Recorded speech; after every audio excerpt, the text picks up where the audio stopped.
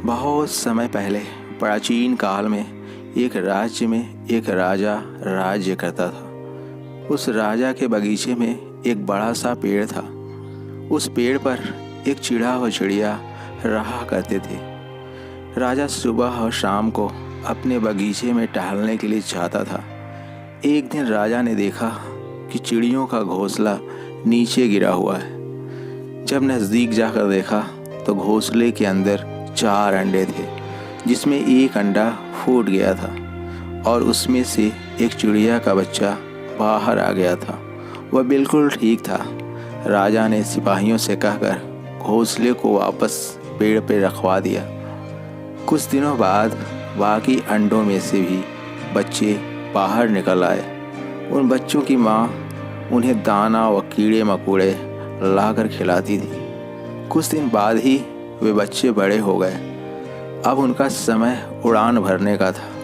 अगली सुबह चिड़िया के बच्चे अपने पंख फड़फड़ाते हुए उड़ने की कोशिश करने लगे। वे थोड़ी दूर जाते, उड़ते और फिर वापस आ जाते। यह दृश्य राजा देख रहा था।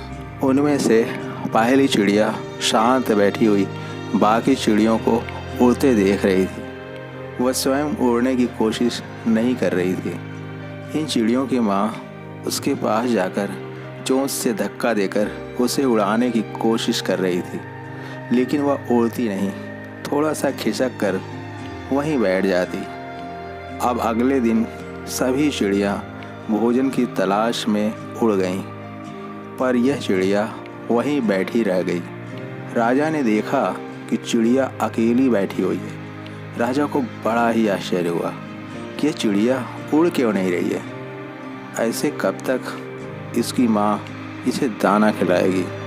राजा ने सिपाहियों से कहा, जाओ पेड़ पर चढ़कर इसे उड़ाओ।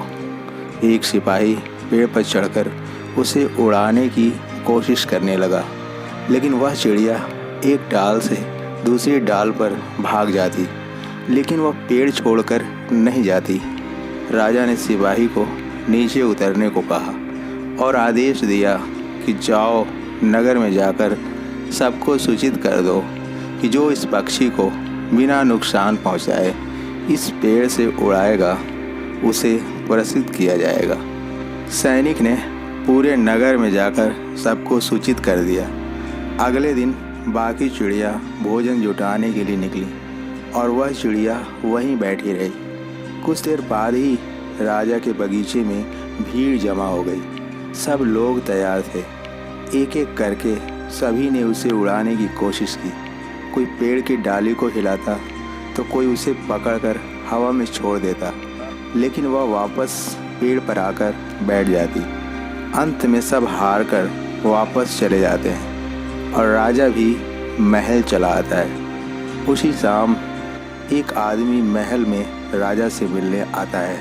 वह कहता है, महाराज, मैंने सुना है आप किसी पक्षी को उड़ाने पर पुरस्कार देने का ऐलान किए हैं। राजा ने कहा, हाँ, लेकिन कोई भी उसे उड़ा नहीं सका। अब तुम क्या कर लोगे? उस आदमी ने कहा, महाराज, मैं बाहर गया हुआ था। मुझे खबर कुछ देर पहले ही मिली है, नहीं तो मैं सुबह ही इस काम को निपटा देता। उस आदमी ने कहा, चिंता मत करिए महाराज, अगली सुबह यह अपने साथियों के साथ उड़ के जाएगी। सुबह मैं इसे उड़ा दूंगा। मैं आज रात यहीं रुकता हूँ। सुबह होते ही वह आदमी राजा के पास दौड़कर आया और उन्हें जगाया। उसने कहा, महाराज, जल्दी बाहर आइए। यह देखिए, बाकी चिड़ियों के साथ यह पहली चिड़िया भी उड़ के जा रही है। राजा खुश हो गया, लेकिन जब पेड़ की तरफ देखा तो पेड़ की डालियां कटी हुई थीं। राजा ने पूछा, तुमने बिना आज्ञा लिए इस पेड़ की डालियां क्यों काट डालीं?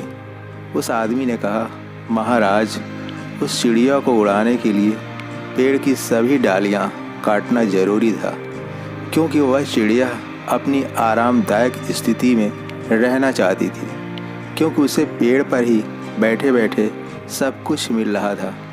उसकी माँ उसे दाना देती और वह सिर्फ बैठी रहती। जब मैंने पेड़ की डालियाँ काट दी, तब उसके पास उड़ने के सिवा कोई रास्ता नहीं बचा और वह उड़कर चली गई।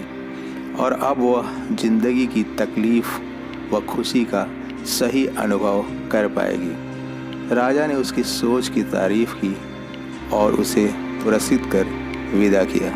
हेलो दोस्तों, कहीं आप भी तो नहीं उस पल का इंतज़ार कर रहे हैं कि कोई तो आएगा, डाली काटेगा और मुझे भी उस आलसी चिड़िया की तरह उड़ा देगा।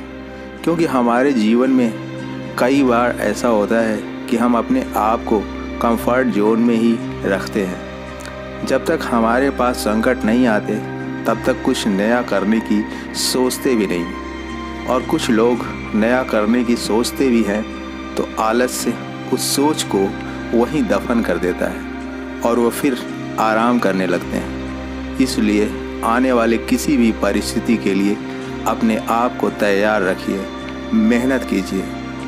और अंत में बस इतना कहना चाहता हूँ कि मंजिल उनको मिलती है जिनके सपनों में जान होती है। दोस्तों, पंख से कुछ नहीं होता, हौसलों से उड़ान होती है। जय हिंद, जय भारत।